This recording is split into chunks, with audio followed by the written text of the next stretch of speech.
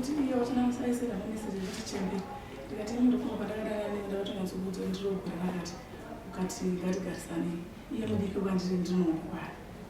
Zvazvisiri zvechitsotsi mbokona enda naso mbokona kutoita. Apfuura mazuva ekunzi handina chekuita, handina bhizimusi rinoitisa mari, kana kuti ndashaya basa kubva pandakapedza chikoro, kana paya pandakabuda basa. Unogona kutanga nhasi chaiye nemari shoma shoma inokwana foni chaiyo. Pamunashe Bells wholesale yemabhero emhando dzese tinadzo. Mabhero anotengeseka akanaka akaita kudirana kuita matutu nematutu achitangira pa 130, 150 ne180 zvichikwira. Mabhero enyu atinawo anobuda nekumozambique, kubeira nekumaputo, kuzambia, Tanzania neMalawi nekumwe kwose. Munosarudza bhero ramunoda rine hembe dzevarume, dzevakadzi, dzevana uye nemabedding stuff zvese kane munozviwana. Mabhero tinounza kwese kwamuri nationwide muZimbabwe. You pay on delivery. Bhero rashika. Vanoda kutibata pamunashe Bells. Rubai runare panamba dzinoti 263-719-450-009 kana kuti 263-788-954-165 muHarare. Saka tane 3 years pane zvatakambonetsana pasi kugarisana kwatingoita. Saka iye akandirowa ndopandakabva mazino 2 ndobva ndaenda napo kuprivate mapepa achona zvese ndinazvo. Pandakarapo kuprivate iye akabva atokumbira kuna mubereki wangu kuti mukadzi ngaasandisungise, ndobva atotaurawo neni zvikanzi usandisungise ndokupa chino kupa munhu. Ndobva tatoenda tese ndobva anotipa mombe dziya.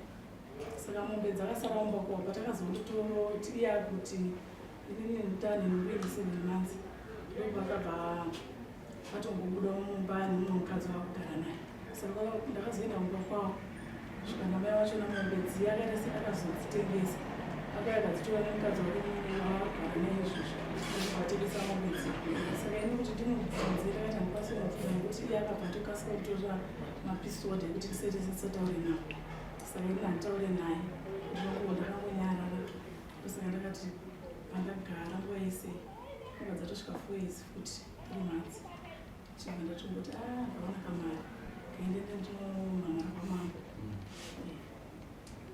nekuti mwana futi asi chiri kuherereka ipapo matopuwa chibva matora musasosiye zvinhu dzevengani 2 wabvisa mazino Samuri makatora mombe 4 years ago. Nekuti iye pakataka 8 years ate bani dzimwe 4 mwana atosvitsa 4 years. Iye akasondibuda mumba mwana ndine nhumbi ine 7 months. Ndobva angosiya nehembe dzake nemabheta ake. Saka ndauya nazvo nehembe dzacho. matsodzene anenge arunyikira zvinhu ungaregere kurwara iwo uchiita udzinyi wakadaro. Nekuti iyo wachana saisera message kuti chembe. Ndikati ndokuma pandakadana nenda kuti nzobudza ndiro kurakati. Ukati ngatigarisane. Iye mudiki kwandiri ndinokupa. Zvazvisiri zvechitsotsi mbokona enda naso mbokona kutoita.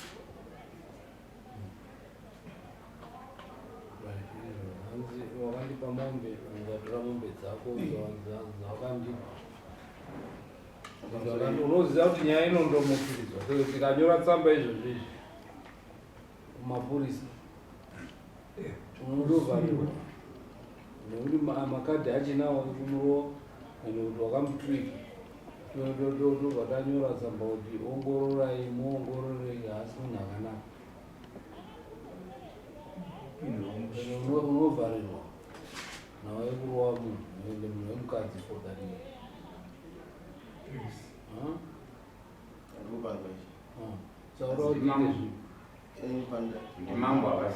Unotiite zvipi tikunyorere tsamba izvozvi zvisvo wataenda newe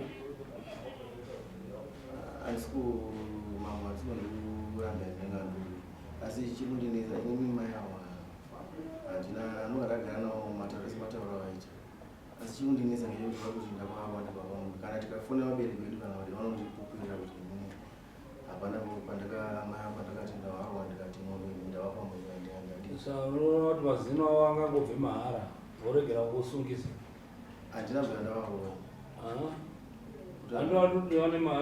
makadhi munawo makati ndinoende mawitness angu ini ndibaba wacho namai wacho mawitness angu nekuti paunga undisungisa wachinyepa zvavainyepa mazuva apera munhu akatotengesa mombe yake mudanga ndimai wake wachitenga loya kuti usaende kujeri uchengete wana ende wana wava izvozvo izvi kuvhara kwawaita wanototora wangu wavari panza nekuti handina chitema nawo sadza ratinodya chaiko kumba kana vakatouraya mombe izvo ndakapera vauraya mombe wakabva toti ine mugomo 2 takadzwa yakatenda vanotora nyama mugomo muviri tikati samfiriti hatitenge sadza but wanototi tiwe mutore chibage saka wakatotaura kuti pamombe idzodzo dzingakupe mombe unochengeta vana nekuti iye mombe akatoti kutora mafoto kudai pakati pamombe wega dzikasara dziriko kumboko saka kana muura una kumpa mombe andavandisina kana vabereka kana kuti vabereka ivo itine vanokwanisa kuuya kundipupurira tati tochinyora here tsamba mupise kumabhudzi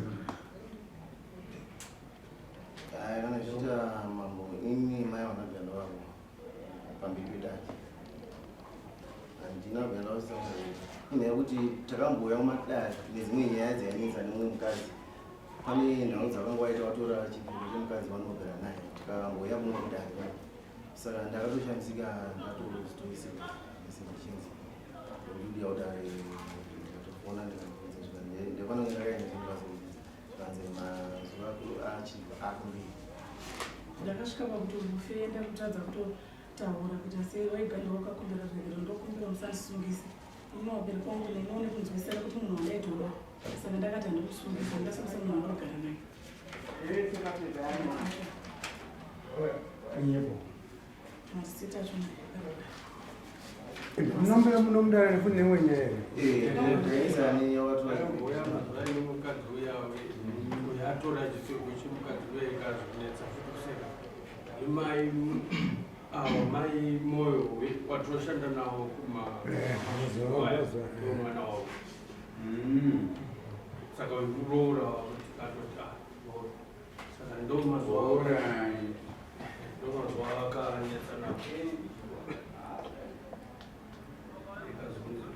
namambo raiti ngaachienda zvakuramba achindogadzirwa iye uye mukadzi uya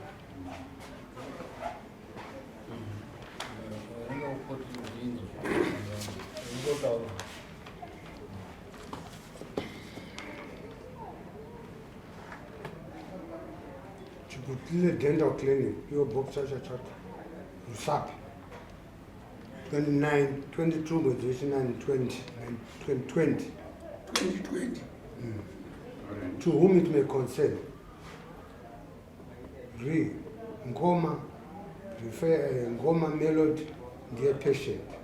Ngoma Melody was attended and treated at the above dental clinic after a family dispute which caused her to lose 2 molars and gum laceration. I extracted tooth 48 on 17/12/2019 and left the other tooth 47. Since she managed to pay for treatment of 1 tooth, on 24 December 2019, I extracted the second painful molar 47 due to assault. Thank you. That's what you did. Dr. Mandishita. So, because isusu investigative case yekuti kana wanga wachibvuma kuti ndobhadhara hangu ndobvuma mhosva dani rinoita kutambira, asi kana waramba manje toita kunyora tsamba kumapurisa kuti zvakaitika uyu ndokukumbira ruregerero hanzi ndinobhadharwa asi haana kuzobhadharwa. Saka dare rinoona kuti ane mhosva, aingoda kuti mhosva yake ipfuure chete, uyu amurwadzisa, then nyaya yako yotanga kuongororwa kazvo nekuti uri kuramba. ndana kumurowa asi ane marekodzi ayo ekuti akati akarowa ende sekutaura kwake handitaura kamboripota kupolisi hauna kuzoripota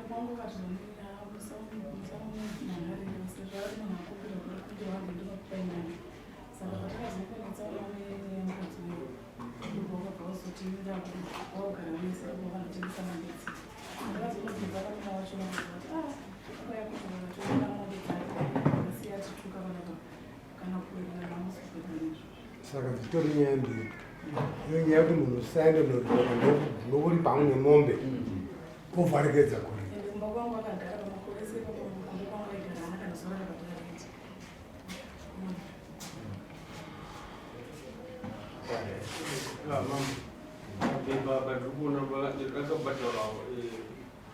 vakabhadhara zino 1 treatment yezino 1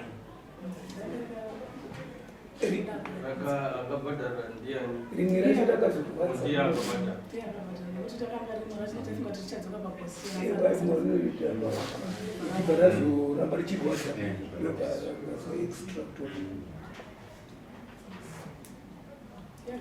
tatoita sei toita nekuti auyo akamuda justice mambo inini chandikumbira sezvo vataura kuti vabereki maitimisi ndakamupa mombe zvisaka aiwa isusu investigative ndo mapurisa anozi ngaakuinvestigata izvozvo akudaro nekuti isusu hatibvumiri kuti investigate unless munhu abvuma hake kuti ai ndoda kuti ndiripire kukanganisa kwandakaita then todhira naizvozvo then kana munhu achiramba kuti handina kumurowa handina kudii asi uyo aine umbo toenda kuidzora kumapurisa kuti andoite investigation tomunyorera tsamba ndaikumbuura pamboitwa investigation nekuti iyo icriminal isu hatikwanisi kuti tidi tiitonga nekuti uyo ari kufunga kuti pane 8 years nyaya yangu haiinvestigate but inoinvestigatewa nekuti pane manyepo aakamuitira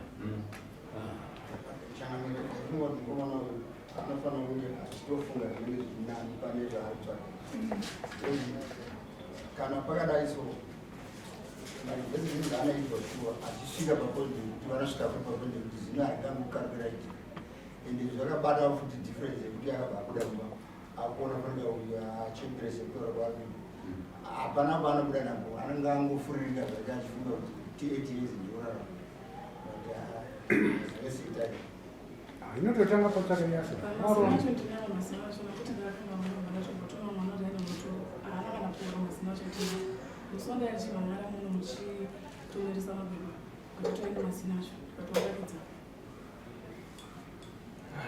saka moya musemande mabharana angu nhasi hapo masvika mundifonera anongofundifona so that tonyora tsamba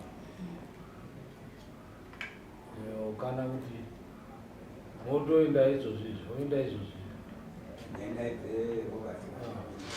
oenda kumapurisa aripo obva andomhangara aripo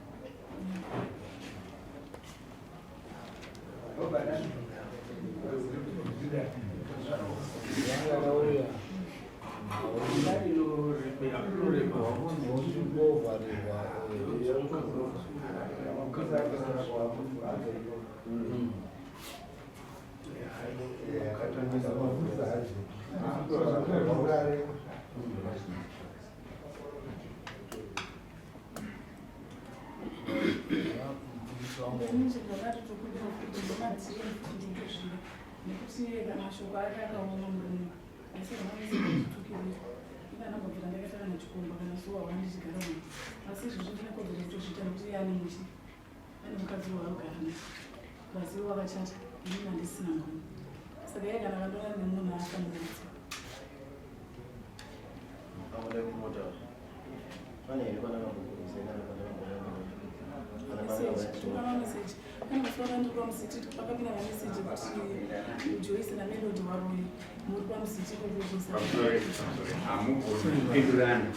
mambo varipo, mambo vari kuteerera, unomirira kupiwa nguva namambo. Robert ainotaura ari kuseri kwechuru, ari kuwe mazvenzo. Uyu muchinda uyu akarowa mukadzi uyu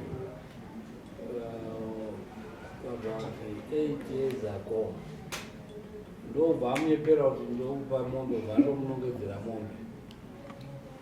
Amunongedzera mombe uyo haana kundotora mombe dziya idzi, akuti achindotore mombe dziya idzi mbiri. Uyo in the meantime akabva adzitengesa, uyo ndokusvika kusina chimombe. But amurowa, amubvisa mazino mairi, akamunyengerera kuti haandokunyengerera, handokubhadhara kurowa kwandaita, sorry hako chichi, ndobva aregera kumhangana kumapurisa. Saka inoda kuti aende kumapurisa, isusu tati because ine criminal, asi taanga ari kubvuma mhosva yake taiti, but ari kuramba achita kuti hanhaumbomurowa, hanhaumbodii and so forth. Saka ari kuramba mhosva yacho. Nautoti ndiendesere mapurisa wacho. Saka chatoda kuti mupurisa aende kuti vandomhangari munyaya yake aripo. Mapurisa ndiye achazoona zvekuiti, nekuti inoda kuti investigate vaone justice. Akamufurira kuti asawane justice, apedza ndokubva anzvengesa. Saka mosimuka modi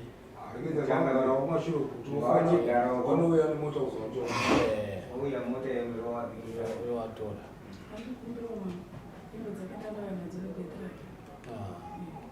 izvozvo zvese ndoumbowo hwako iwewo hwokuti aigara kumba kwako. Saka ukamupa izvozvo izvi mpaka kuzodiwa umbowo painondotongwa uko, ndoumbowo hwaunoenda nawo kuti aigara ndaigara. Mambo akataura kuti umbowo ndimbouchengeta, nekuti aigara kumba kwangu, bhenzi rake, hembe dzake idzi, anga aigara kumba kwangu. Chimbomira kukuririsa umbowo iwo chigara kumasuro. Saka mese garai henyu pabhenzi. Garai henyu.